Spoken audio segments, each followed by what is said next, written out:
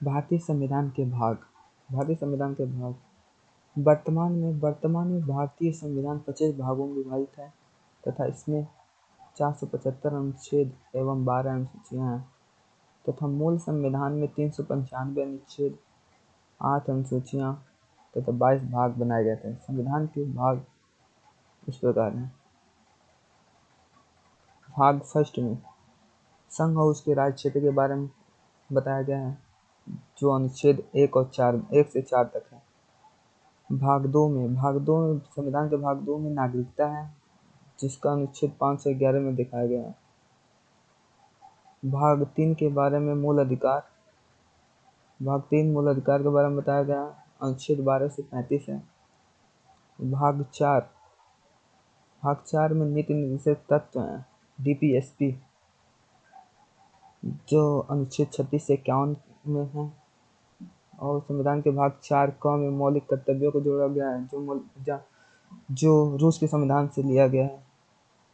51 क में संविधान के भाग 5 में संघ सरकार के बारे में बताया गया है, संघ के बारे में बताया गया है, जिसका अनुच्छेद 52 से 151 है।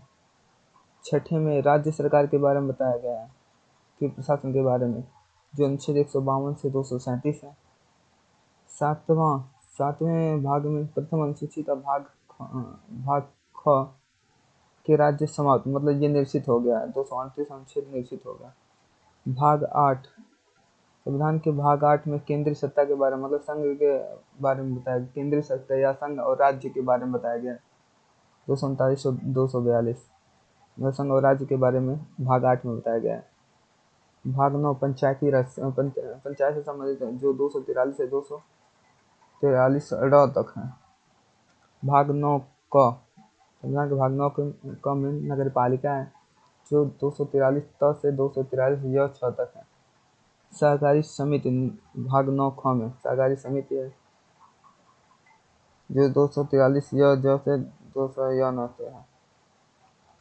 भाग 10 में अनुसूचित जाति और जनजातीय क्षेत्र के बारे में बताया गया, जो 244 से 244 क के बीच है। भाग 10 हो गया। भाग 11 संघ और राज्य संबंध के बारे में बताया गया है, संघ और राज्य संबंध के बारे में 245 से 263 के बारे में बताया गया। भाग 12 में संविदाएं, संपत्ति, वाद एवं वित्त के बारे में बताया गया, जो 264 से 300 क के मध्य है। भाग 13 में भारत के राज्य क्षेत्र के भीतर वाणिज्य, व्यापार एवं समागम है, 301 से 307। 14 संघ और राज्यों के अधीन सेवाएं जो है भाग 14 में है, 308 से 323 के अनुच्छेद के मध्य। 14 अधिकरण 323 क से 323 ख अनुच्छेद। 15 में निर्वाचन के बारे में बताया गया, निर्वाचन 324 से 329 के मध्य है अनुच्छेद। और भाग 16 में कुछ वर्गों से संबंधित विशेष उपबंध है, जो अनुच्छेद 330 से 342 के मध्य है, जो 330 से 342 के मध्य है। भाग 17 में भाषा के बारे में बताया गया, जो अनुच्छेद 343 से 351 के मध्य है।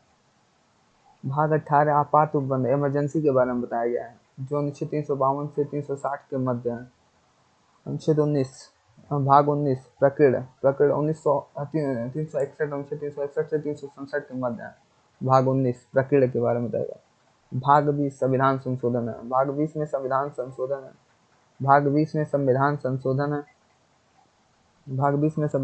है, जो अनुच्छेद 368 में है। भाग 21 अस्थायी, असंक्रमणीय और विशेष उपबंध, 369 392 विशेष उपबंध किसमें है? भाग 21 में है, 369 392। भाग 22 संक्षिप्त नाम, प्रारंभ हिंदी में और प्राधिकृत पाठ और निरसन, 393 से 395 का मध्य है। संघ और उसके राज्य क्षेत्र के बारे में कौन सा? भाग 1 में संघ और राज्य क्षेत्र अनुच्छेद पहला संघ और राज्य क्षेत्र के बारे में बताया है। दूसरे में नए राज्यों का प्रवेश या स्थापना कैसे किया जाएगा, ये अनुच्छेद 2 में बताया गया है। अनुच्छेद 3 में नए राज्यों का निर्माण और वर्तमान राज्यों के क्षेत्रों की सीमाओं या नामों में परिवर्तन, ये भाग 3 में बताया गया है। भाग 4 में पहली अनुसूची और चौथी अनुसूची के संशोधन तथा अनुपूरक, आनुषंगिक और परिमाणिक विषयों का उपबंध कराने के लिए अनुच्छेद 2 और 3 के अधीन बनाई गई प्रविधियां हैं इसमें।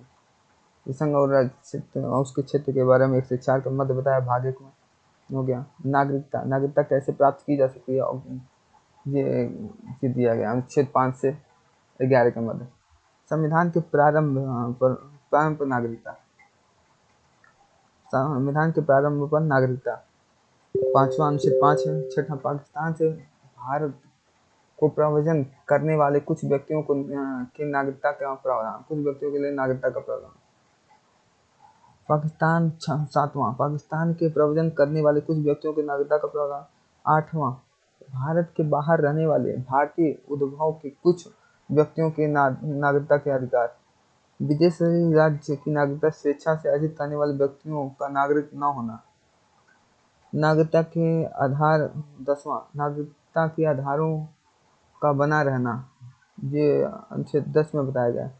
संसद द्वारा नागरिकता के अधिकार का विधि द्वारा विनियमन किया जाना।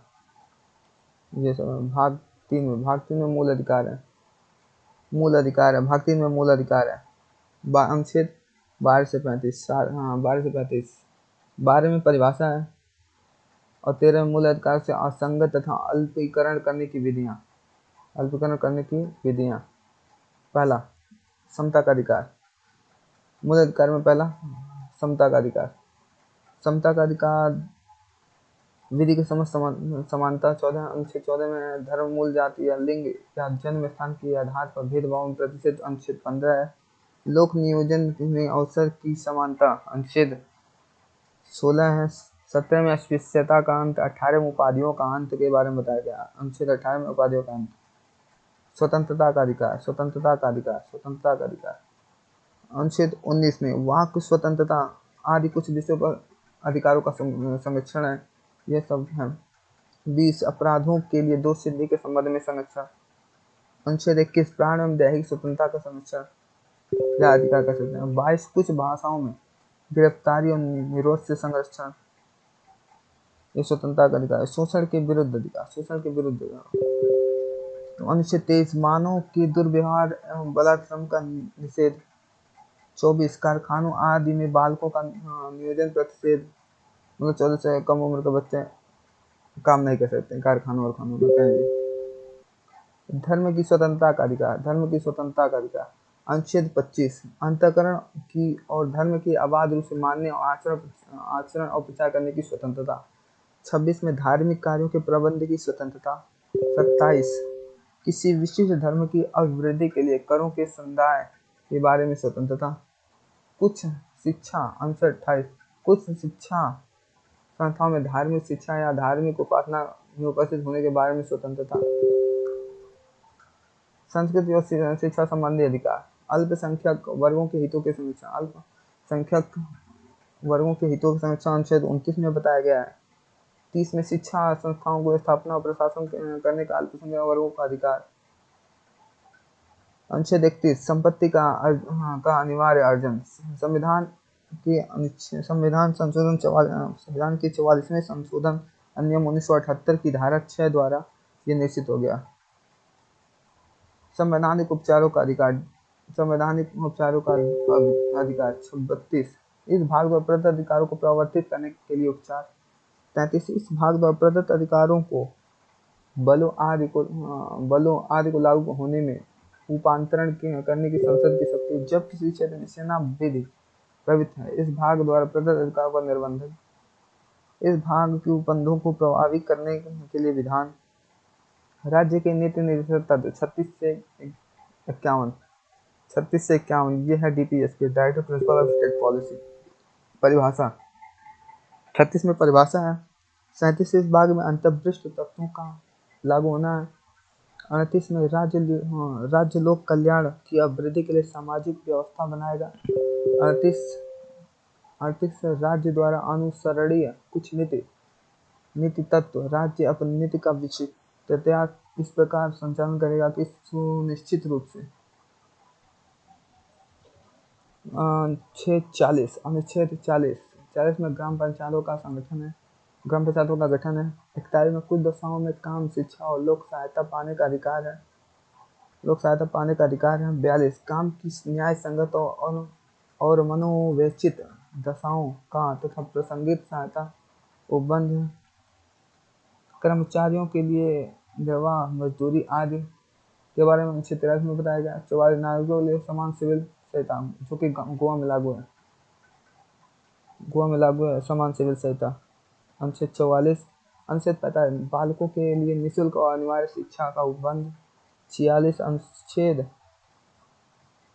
अनुसूचित जातियों, अनुसूचित जनजातियों और अन्य दुर्बल वर्गों की शिक्षा और संबंधित हितों की वृद्धि।